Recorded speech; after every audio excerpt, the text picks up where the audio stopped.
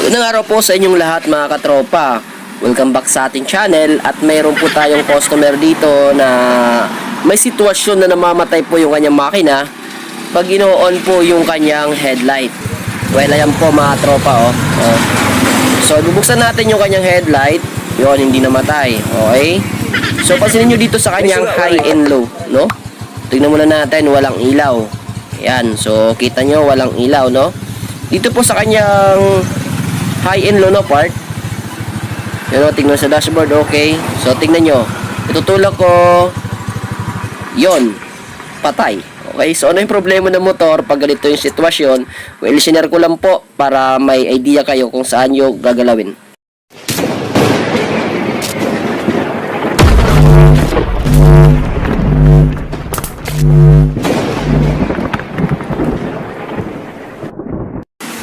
Yon, welcome back po ulit mga katropa. Pag ganyan po yung problema ng motor nyo na pag binubuksan po sa switch or sa high and low switch ay namamatay po ang iyong motor. So pag mga ganyang sitwasyon ay battery operated po, kadalasan bumibigay pag ganyan mga katropa, no? So yung motor natin ay Rusi na battery operated. So bubuksan mo lang yan dito sa part ng kanyang headlight kasi kadalasan talaga ay dito sa part na ito, no, sa bubuksan natin nagkakaroon ng problema dahil nagkakaroon po siya ng ground, no. Bakit namamatay? May positive na dumidikit po sa negative, no, kaya nagkakaroon ng short circuit yung harness ni sir at namamatay, no. Ayan, so tignan nyo yung kanyang socket, papakita natin. Okay, so dito sa part na ito mo una agad i-check kasi dito kadalasan nagkakaroon ng problema sa mga ganitong klaseng headlight dahil naiipit po mga tropa. Tingnan nyo, naipit lang to.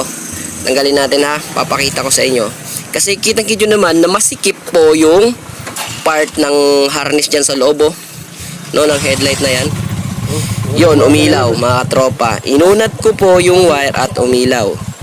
Ibig sabihin na-release po sa pagkaka-ground, no, yung wire, no. At ipapakita ko kung anong wire yung nadikit sa ground, no. Dito lang po sa part ng socket ay nadikit. Saan na ba yung socket natin? Nawawala. Yun o, umiilaw. Ayan o. So nakikita, sana nakikita. Ayan yung kulay blue, napasin yung mga tropa, yung high natin, no. Pag binis yung switch natin sa high, di ba namamatay? Okay. So iaangat natin yung high. Dali lang po. Hindi ko may pakita na maayos. Yun. So pansinin nyo mga katropa, usog natin ng onte. Ayan, para makita nyo. So itong kulay blue mga tropa, sana nakikita. Ayan o, nakadikit po yung kulay blue na yan. Ayan o, nakadikit yung blue sa ground. Yun, may dumaang rider.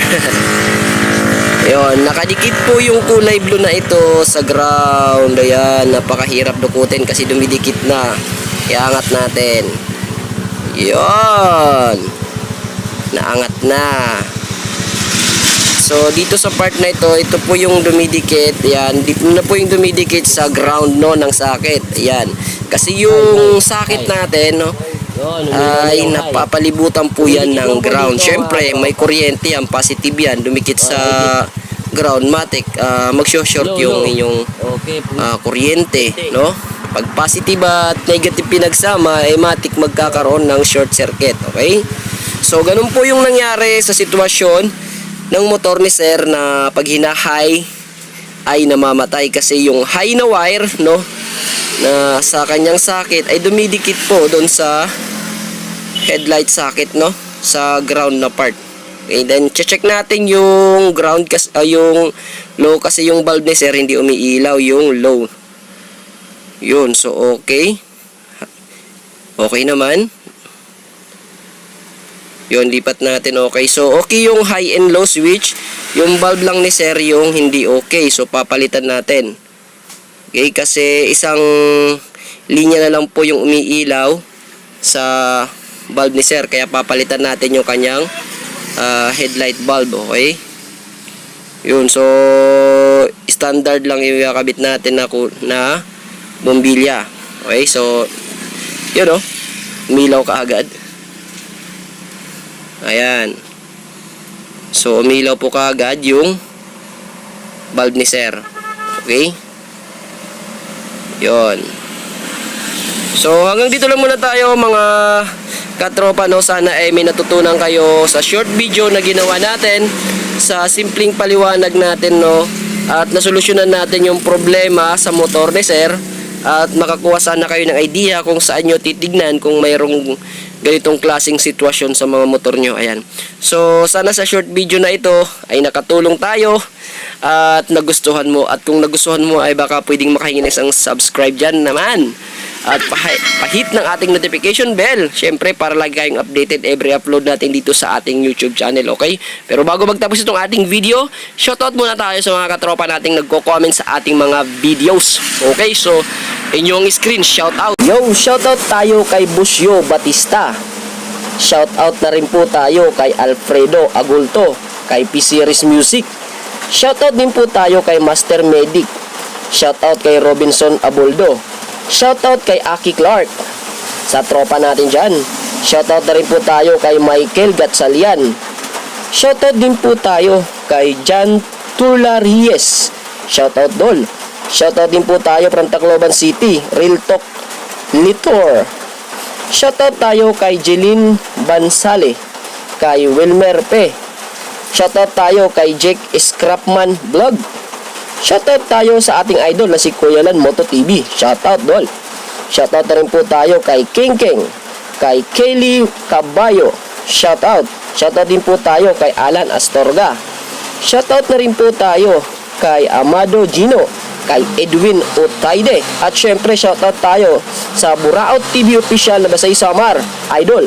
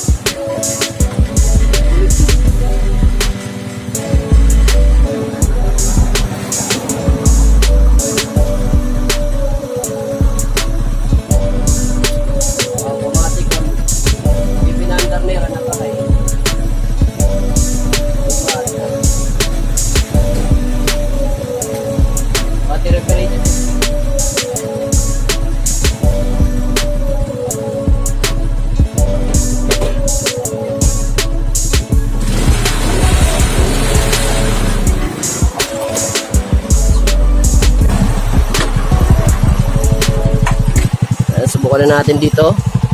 Bukas na po. Ihahay natin. Yon, so hindi na namamatay.